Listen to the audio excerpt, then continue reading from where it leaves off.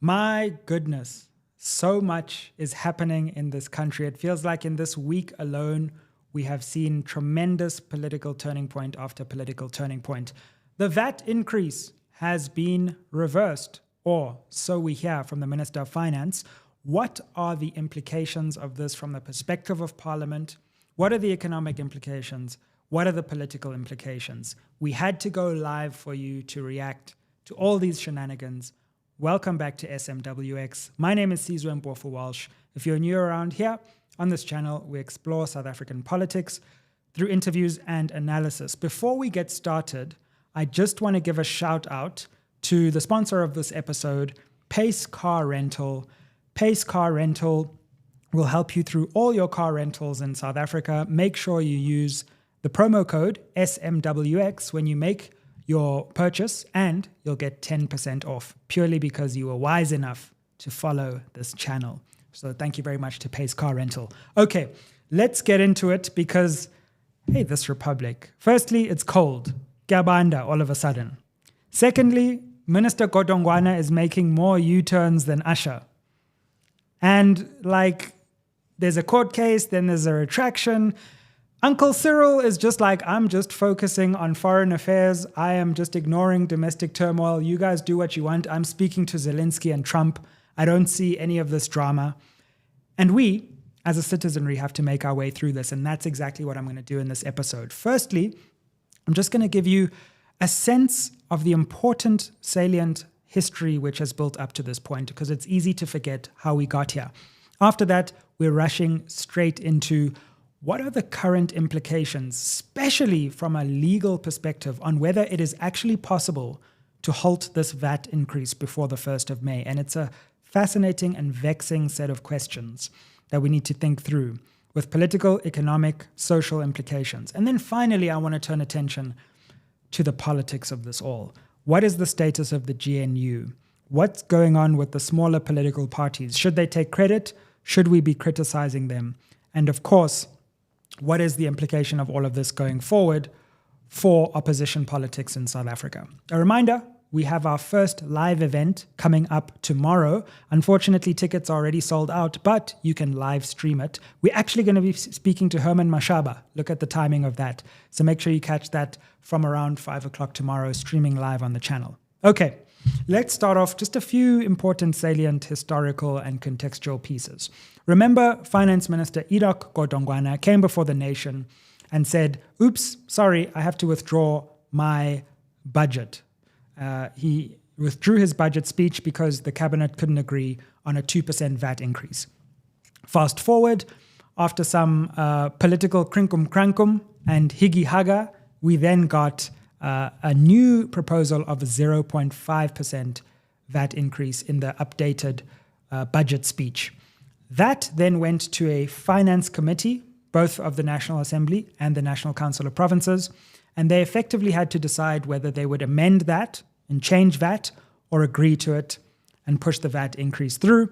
And after a whole day of silent hearings, because mysteriously that committee wasn't broadcast, suddenly we heard that that committee had actually pushed through the fiscal framework, which is effectively just shorthand for a framework, a set of guardrails around which the budget revolves. Effectively, the budget speech with the 0.5 percentage point VAT increase went through, and Parliament had to vote on it, and by a very slim majority, around 12 or 14 votes, Parliament then passed that, even though the DA voted against it. Now, what happened this week was that there was a whole court case brought by the DA and the EFF to say that that process that was followed in the committee, along with the legislative scheme around the budget, is unconstitutional, particularly the power that the Minister of Finance has to set VAT, but also that there were procedural irregularities in that finance committee where effectively it wasn't clear exactly what was passed because there were some amendments that spoke about VAT, but still VAT went through. And that was fundamentally irrational because that committee can only do two things, either amend or approve. So we had this court case. And by the way, SMWX live streamed the court case. I hope you've watched it. If you haven't, check out our stream. I watched the court case back. By the way, I had no idea what was going on with the court case because I was watching it from the perspective on my phone while my team, shout out to my team, narrate, everyone who was down there were streaming, and we were talking about how the stream should look. So I actually wasn't listening to the case. But last night, I went back to that stream and I listened to the case. And I think it's very clear that both Treasury and the Minister of Finance in particular and Parliament were on very weak legal ground. When you listen to the questioning of the judges, both the Minister of Finance and Parliament's counsel found it very difficult to respond to the questions from the bench. And I think it then became clear to both of those parties that they were going to lose in court. Now, you can never foretell exactly what a bench is going to do, but you can often at least get a sense of where the bench is swaying. And based on the questioning, it looked like there were some very hard questions that Parliament just simply couldn't answer, and the Minister of Finance in the way that they had gone about setting the budget. So it looked as if last night we were heading towards a very difficult moment. The bench said that they would come up with a judgment by the 29th, and bear in mind these dates are going to be important, the 29th of April. And that could have meant that that committee that passed the fiscal framework and the minister's decision to set VAT could have been interdicted or at least temporarily halted or stopped from coming into effect. Suddenly, we all wake up this morning to a shock U-turn. It's like this is the U-turn on the U-turn of the U-turn. I don't even know which way we're going because we've U-turned so many times now. And what did we hear? The Minister of Finance has decided in consultation, and you can see their statement up on the screen. I'm not going to read it word for word, but I'll summarize it for you. Effectively, what the Minister of Finance said in this statement that we got this morning is three things. Firstly, they've U-turned on the 0.5 percentage point VAT increase. Secondly, they are crying about the effect this is going to have on the economy. Initially, we heard we only needed 13 billion. But now, suddenly, this decision is going to cost us 75 billion. And effectively, Treasury, in so many words, has said we're going to have to implement austerity because we now don't have the money that we told you we needed. So it was a very sour statement. And then they said that they are going to, and this becomes very important going forward, they are going to implement a new version, or they're going to table a new version of what is called, and I need to read this because this is the longest name of a law in the history of laws, the Rates and Monetary Amounts and Amendment of Revenue Laws Bill. Henceforth, I'm just going to call it RAMOB. They're going to withdraw the one that they tabled on the 7th of April, and they're going to put a new rates bill which is going to change the VAT rate. So that's where we are, and if you can follow that story, you're up to speed. Now, I want to investigate why that story is important, what are its implications, and I want to do so in the remaining two parts as follows. First, I just want to look at the legal and political situation, but especially, is it actually technically possible to avert this VAT hike within 3 working days, which would be by the 1st of May. And let me not leave you in suspense. I think it's very difficult. And the expert voices that I've been able to look, this is an unfolding situation, and let me enter this caveat. I don't think any one person fully understands everything that's happening now. You've got a hugely complex political milieu. You've got a very complicated set of economic and administrative consequences, and there's a very complex legal matrix. And so there are some lawyers who understand the law, but not the politics, and vice versa. So I don't think any one mind fully comprehends all that's going on, but I'm going to try my best to help you navigate the legal, political, and administrative consequences of this. And the conclusion is that I think it's going to be very difficult, at the very least, to actually prevent this VAT hike from kicking in. And I'm going to explain why. So let's go there now. Effectively, it's a really interesting story about a series of laws that have to be signed in order for a budget to kick in. So what we have on the one hand is we kind of have a ping pong match between the Minister of Finance, the executive body or functionary responsible for budgetary matters, and Parliament, which is the legislature which ultimately has constitutional power over taxation. And this ping pong match has been going on between the two. So the way it works is that the ping pong match starts, the Minister of Finance serves, and he serves a budget speech. And as part of that budget speech, he can also set the VAT rate, according to Section 7.4 of the VAT Act. So that creates a train, and temporarily, the Minister of Finance, according to current laws, basically can decide VAT himself. And that's part of the reason, or herself, inshallah. That's part of the reason why the DA and EFF are trying to declare that section of the law unconstitutional, because it's strange to have a minister who can just almost unilaterally create a tax out of thin air. So as the Minister of Finance serves in this ping pong match, he delivers a budget speech and he sets the VAT rate, but it's kind of in a temporary window until Parliament then responds to the serve. So the minister first set it at 2%, and now we know that it was revised to 0.5%. So that serve came in, and that serve then went to the parliamentary committee.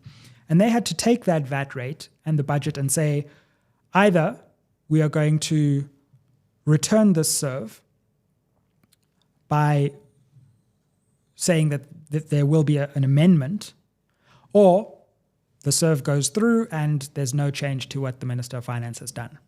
Now, in the return of serve, the committee did a strange thing. They said they were adopting or accepting the fiscal framework, but they were tabling some recommendations. And the thing about it is that you can't do both at the same time, but this is what the committee tried to contort itself into. In any case, they effectively passed the fiscal framework, and then Parliament voted on it, and as I say, passed that framework. So that framework then becomes set in stone in a way. You can't just ignore that fiscal framework, which includes the revenue proposals. So once that fiscal framework is in place, and this is the difficulty for the Minister of Finance right now, the ANC and everyone who says that they're happy about this VAT increase ending, is that any subsequent bill, such as a rates bill, which is still coming down the line, has to be in harmony with the fiscal framework.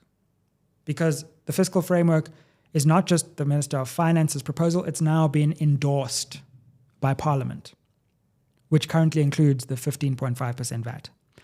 So the minister now comes and says, I am going to introduce this new rates bill, which effectively conflicts with the fiscal framework that has already been passed by Parliament. And so there's going to be some kind of conflict that has to be resolved. Can you have a fiscal framework which speaks in one direction and then a rates bill which speaks in the opposite direction? And would that create a legal irrationality that would render this budget process fundamentally irrational? That seems to be the danger towards which we are heading. And I want to give a shout out to two people, Advocate Ben Cronin and the EFF's parliamentary researcher, Gumani Chimamola, who have been really interesting on these matters. And both of them agree that you cannot simply just introduce this new rates bill in conflict with a fiscal framework that has already passed. And that seems right. In fact, the way the legislation works is that there are stages. There's the minister's stage, then there's the committee stage, then there's Parliament agreeing to the fiscal framework, and then you can pass the rates based on the fiscal framework. Now what we have is we have it back to front. We have passed this fiscal framework with a VAT increase, but then the minister is belatedly coming with a rates bill that is trying to reverse that VAT increase, which would go against the fiscal framework and what the committee has said. So we are in a legal and in some ways a constitutional fiscal crisis, because it's not clear whether it's even legally permissible to introduce this bill over the already passed fiscal framework. So that's just the theoretical legal quagmire in which we find ourselves. But, and get this, there are two further complicating factors.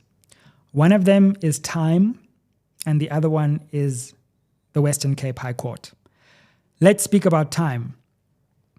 There are 3 working days to get this sorted out, because when the minister makes an announcement on VAT, remember, that is kind of like a provisional law which stands until Parliament changes it. So the minister said on 1st of May, VAT will be 15.5%. And now I want Parliament to endorse or amend that. Parliament endorsed it. So until the 1st of May, because the minister made that announcement in his budget speech, VAT is going to change on the 1st of May, and unless something can happen in between. I'm currently recording this live on Thursday. We have Friday, Monday's a public holiday, then Tuesday and Wednesday. So 3 working days. These parliamentarians had better get ready to work over this weekend, public holiday, and all the hours in between if they really think, stop press conferences right now and get to work, because time is running out. So how on earth could we pass a new fiscal framework with public consultation to then be harmonized by a new rates bill through not only the Joint Finance Committee, but also Parliament? Okay, I'm going to try and paint a scenario, but you're going to see how it won't work. Let's assume we don't need a new fiscal framework, that we can just have a new rates bill that conflicts with the fiscal framework, which is wrong in my view. Okay, that would mean that like on Tuesday, next week Tuesday, we'd need to have this bill completely drafted and ready for committee. The committee would need to sit, pass it, and then it would need to go to Parliament on the same day. And then it would need to go to the president either on that day or the next day for him to sign. And if any one of those links breaks down, it's game over for the process. Now, just bear with me, because those who are saying that there will be a VAT rate hike, and maybe there's a small window in which it can happen, but in each of those steps of the process, no one knows what will happen. What if an opposition politician within the committee process says, I'm changing my mind? What if an opposition party takes that process to court? Then forget about it, right? So all of those stages have to go perfectly in the next 3 working days in order for there to be a new rate bill that prevents this VAT hike. Now, if we need a new fiscal framework, then you times that by 2. Because then we need a new fiscal framework. It has to go to the parliamentary committee. Parliament has to vote on it. Then on top of that, we need the new rates bill. Committee, vote, president signs, and all of this has to happen before midnight next week, Wednesday, as I film this. So we're in a serious crunch here. Now, let's complicate the matter even further. The Western Cape High Court is currently deciding whether to invalidate the current fiscal framework. So we are now in a serious danger because we have Parliament running ahead of a court process which is still deciding whether the previous steps which Parliament took are legally valid. Now, if Parliament runs ahead on the basis of those previously invalid steps, and the court invalidates those steps, then the future steps are going to be tainted because they were based on the previous invalid steps. So if the Western Cape High Court comes back and says, well, it turns out that the fiscal framework is actually invalid, and so is the announcement of VAT, and you need to start again, but Parliament has already run ahead of that, then we're going to be in some very confusing constitutional waters. So here's the bottom line. Basically, we need to hope that Parliament doesn't take steps which are invalid in the interim, and the Western Cape High Court gets back to us as soon as possible. The only way I see out of this, let me add one more complicating factor, right? You may be thinking, okay, that's all fine, but maybe VAT will go up for like a few days or a few weeks while Parliament gets its house in order, and then a few weeks later we can go back to the original VAT proposal. SARS has basically begged the public and said, this is administratively impossible. And it would be a very, very complicated wedding cake of a procedure to undergo. It would mean that everything you bought would be subject to one VAT rate for 2 weeks, but then later, I mean, hey, people have enough problems filing their tax returns as it is. Like now there's a different VAT rate in different, shout out to the accountants for trying to figure that one out, right? And then what happens? Do citizens take the government to court for negligence because they had to pay more VAT for 2 weeks? It's too messy. So no matter which way you look, there are some very messy scenarios ahead. The best case, in my view, is that the Western Cape High Court comes and saves us. That they invalidate the fiscal framework and the procedure which produced it. They invalidate the minister's announcement on VAT so that we then go back to square one, which may be, say, on the 29th. And then parliamentarians must be sitting there listening to that judgment. And the minute that judgment is finished, they must have a plan for how to implement it. Because then what could happen is the minister could announce a new VAT rate, we could have a new fiscal framework, and that would then set us on the trajectory to be ready by the 1st of May on a new fiscal framework. And then we could have a new rates bill, but at the old VAT rate, so we would buy ourselves some breathing room because we would be on a new harmonized fiscal framework.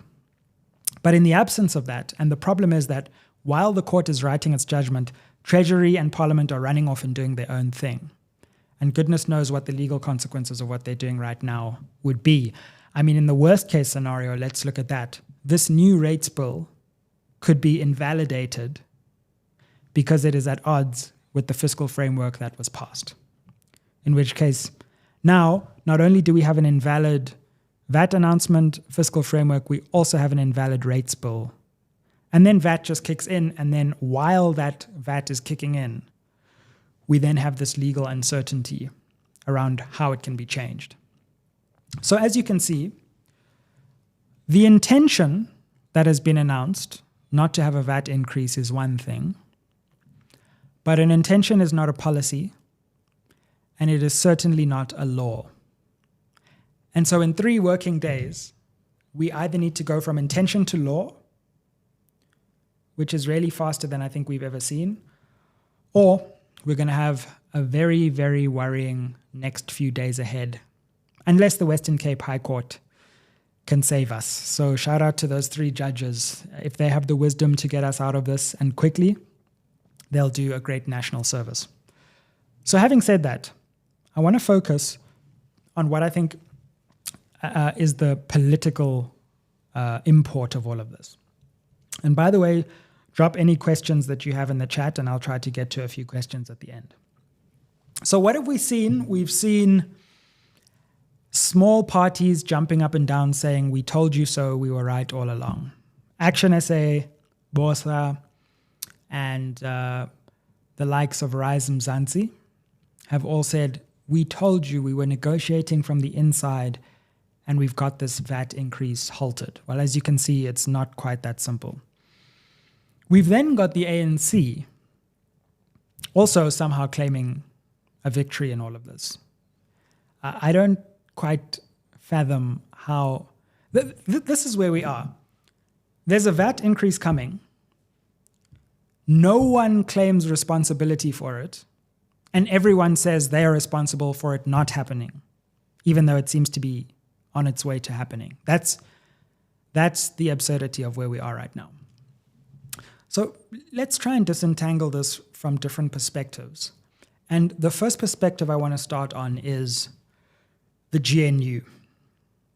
And in order to understand this perspective, I want to play a clip from ANC Secretary General Fikile Mbalula, because I think it symbolizes exactly why the GNU is in a very confused position, GNU, at this moment. Let's go to what the ANC SG said in a press conference today.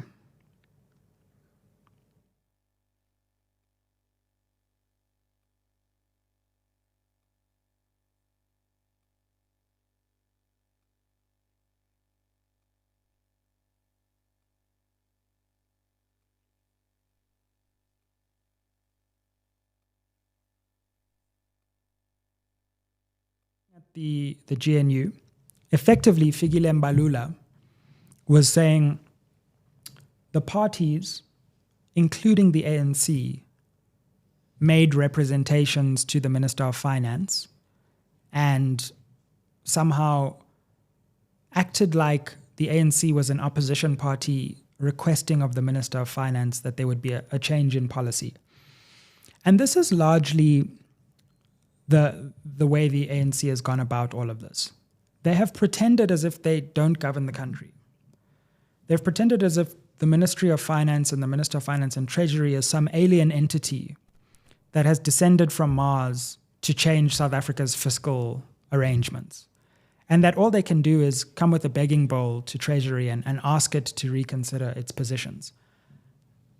The ANC appoints the Minister of Finance. They run the government. They have a president. And this idea that the ANC has always been against this policy begs a very simple question. Well, then how come the policy is on the books in the first place? The ANC clearly should have rethought before this became a policy. So this idea that the ANC can play both sides, run with the horses and the hounds, is just PR. The ANC is very much to blame here. They had a false sense of complacency because they got all the portfolios, they got a lot of their policies, and they thought they could force this VAT increase down South Africa's throats. And they've now woken up to the fact that that just isn't possible. So I think the ANC takes a big political loss here. And coming on the heels of a very difficult election, I think the ANC has just suffered further public erosion of trust. Now, the GNU is in a very difficult position because now we've got this schism between the ANC and the DA. The DA says, we've always been against VAT. We oppose you in court. We're not part of your press conferences on this, but we're still part of the government. So the ANC is now in a strange position. It has to decide, is it going to create a new coalition or is it going to stick with the DA? And if it's going to stick with the DA, how does it overcome this budget impasse? It seems to me that we have at least 3 coalitions going on in South Africa at any given time. We have the formal GNU, we have the shadow GNU, which is without the DA and with the small parties, and then we have any ad hoc coalition that the ANC decides if it can't get the formal GNU and the shadow GNU to agree, and that sometimes means bringing in the EFF or the MK.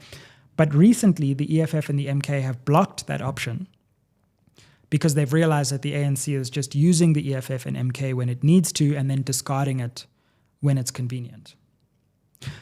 So the GNU is in rocky waters right now, and we're going to have to see which way things go.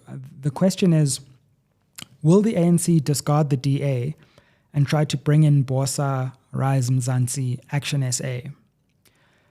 In my view, that would be a very dangerous decision, both for the ANC and for the other smaller parties. Why do I say that? You would have a razor-thin majority and a 10-party coalition. Again, it sounds wonderful in theory, but as soon as you get a single disagreement, that whole house of cards can fall apart. You'll have a DA, an EFF, and an MK, which will be smelling blood and will be sniffing around that coalition to see any hint of weakness and will exploit that weakness. So you'll unite the three biggest opposition parties against this very fragile government. And that fragile government, if someone falls sick in parliament, yay, you could get a president removed from office very quickly. So I don't think it makes sense to try and run a 10-party razor-thin coalition. But on the other hand, you then have a DA which is emboldened, which is revitalized, which is surging in the polls, and which says to the ANC, listen, either you take it or you leave it. We're really stepping into our influence now in this government. Or you have an ANC that flips the script. There's an internal rebellion, and it decides, you know what, the safest thing is to just go with the EFF and MK. That's probably the most unlikely outcome. But there's a major question here for internal ANC politics, because the longer this budget fiasco goes on, the weaker the governing faction in the ANC starts to look. Already, Minister Godongwana does not look good as a result of all this U-turning. President Ramaphosa, as I say, is just pretending nothing's happening and focusing on foreign policy. But really, there are people within the ANC, and I'm thinking of the deputy president right now. I'm thinking of Kosatu. I'm thinking of the SACP. I'm thinking of people like Gwede Mantashe, who are starting to look at this and say, you know what, if we're not careful here, we need a fundamental leadership revamp. And maybe it's better to do that sooner rather than later.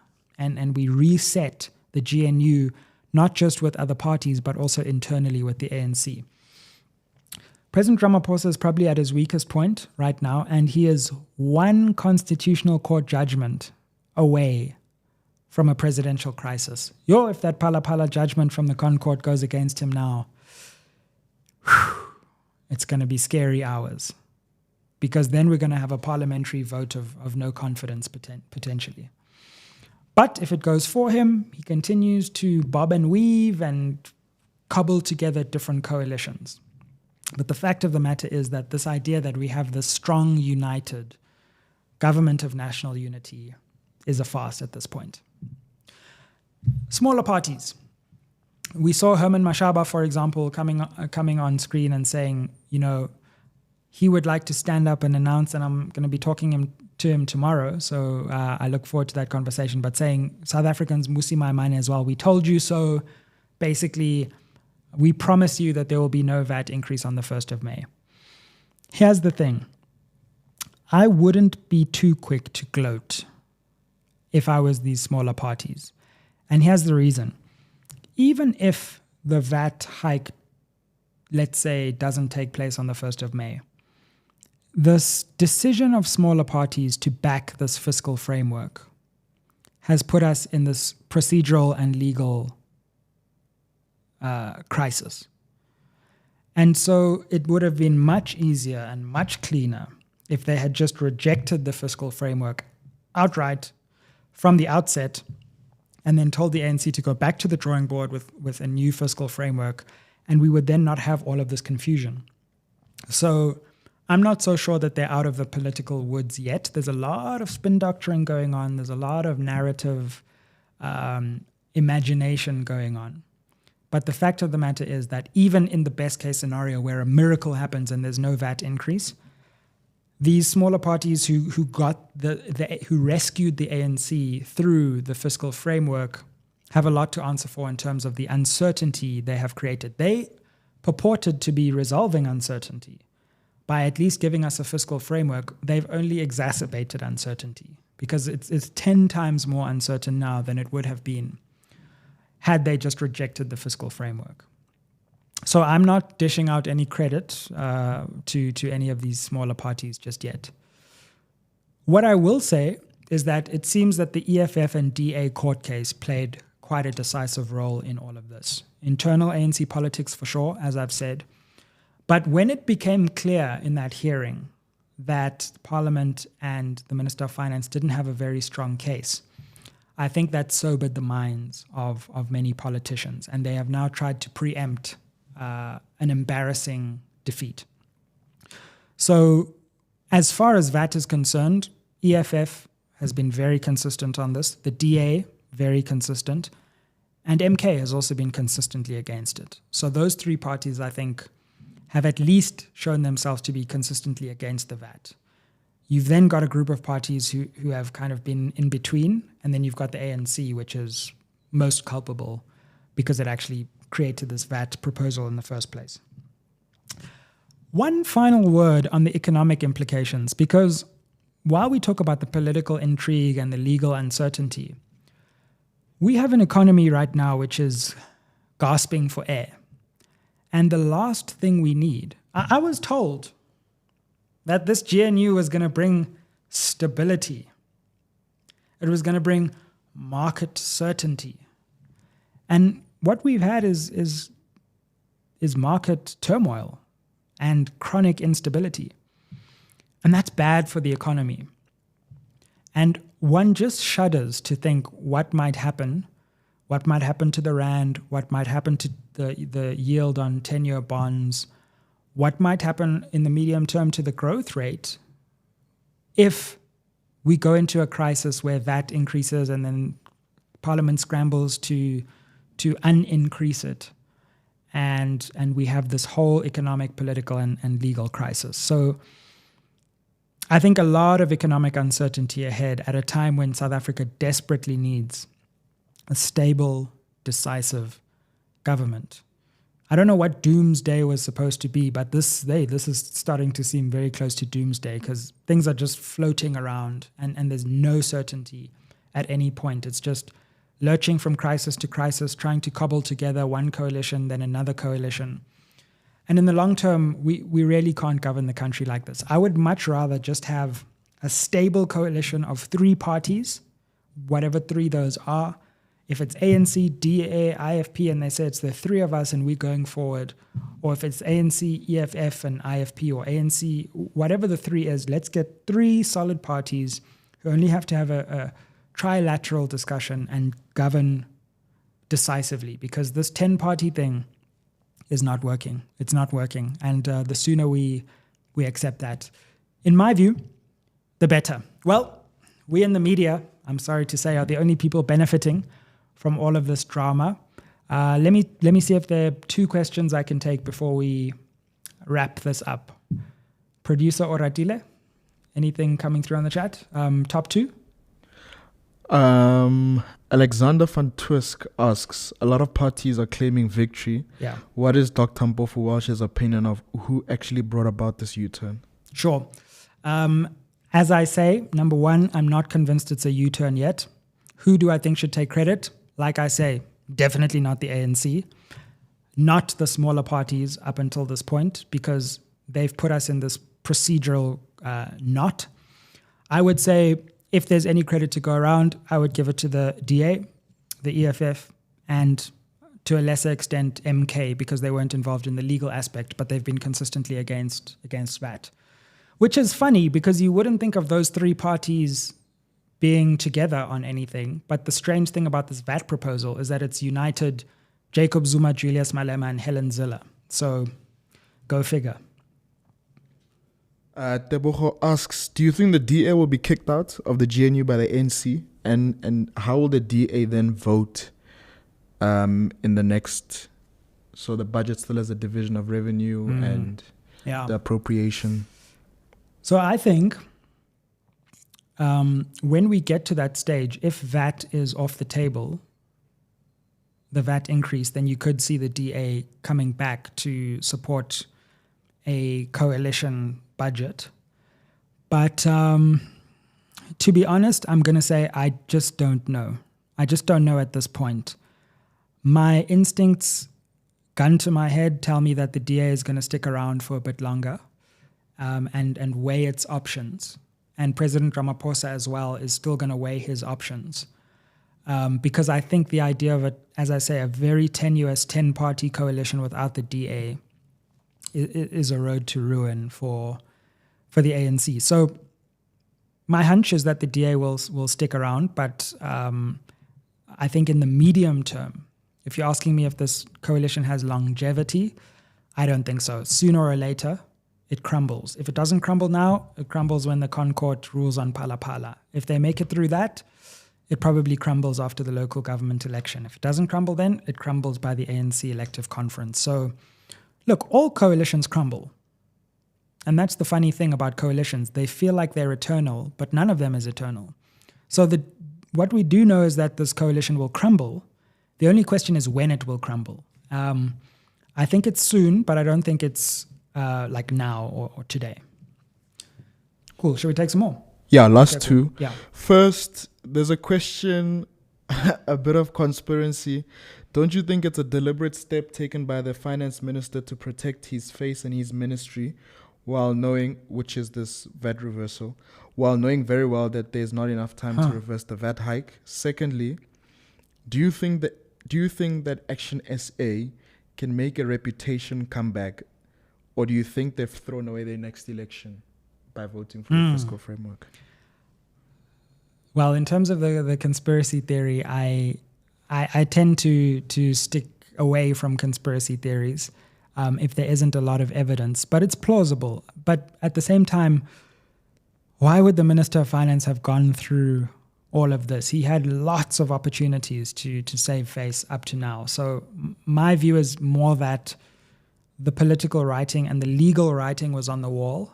And when Treasury and the Minister of Finance realized that maybe the ANC itself had turned against this, maybe the court was going to rule against them, they've now tried to scramble. And what I think became clear is that in the subsequent votes, because remember, we're just setting VAT now and the fiscal framework. We haven't even got to when Parliament gives money to the provinces, which is the Division of Revenue Bill, and when it gives money to departments.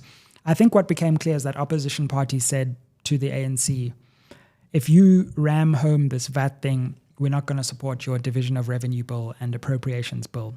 And that's actually the budget. So I suspect that's what has provoked this. You know what? How about this for a cliffhanger? I'm not going to answer the Action SA question, but watch the live event tomorrow, and I'll put that question to Herman Mashaba. Let's hear it from the horse's mouth tomorrow evening. So we'll leave it. Oh, we're going to have one more? Okay, Oratile. Yeah. The poll that we ran. Oh, we ran a poll? We said, do you think the VAT increase reversal process will be completed before the 1st of May? 36% said yes. 36% said no. Wow. And 27% said they're still not sure. Interesting. Wow. The poll is just as split as the country, which makes a lot of sense. How many people tuned in, by the way? 2,200 people are tuned in right now, and then just under 10,000. Wow, 10,000 people have already watched. Shout out to all 2,000 plus of you who are watching right now. Like, share, and subscribe. I hope you'll tune in to our live event tomorrow, where we'll be speaking to Herman Mashaba, who's our keynote guest. We also have a really great panel of analysts who are going to be thinking through all that this means. Shout out to Pays Car Rental for supporting this episode. And shout out to all of you. It's been an incredible week for this channel. We live streamed the court case, one of the only channels to live stream the court case. We released our episode with Tibor Touch. Check that out today. We're live today, and we have our first live event tomorrow. So you, through your views, through your likes, through your shares, through your subscriptions, are really helping to build this channel and take it to the next level. And we really appreciate that. Rest assured, we will continue with our hard work to help you understand what's going on around you, to help you interpret and read and make sense of South African politics from an independent and a new perspective. Hope you've got some insight from this. Comment down below. We're all trying to figure this out as we go. If there are any corrections that need to be made, let me know in the comments. If you agree, If you disagree, if you have any perspectives to share on the legal side, I know there's some very smart lawyers who watch this, the politics side, the economic side, please comment down below and enhance our understanding of what's going on. Where to from here? Next week, we're either paying a lot more for stuff or we're not, but we'll be there to let you know either way. Thanks for tuning in. See you tomorrow. Aye.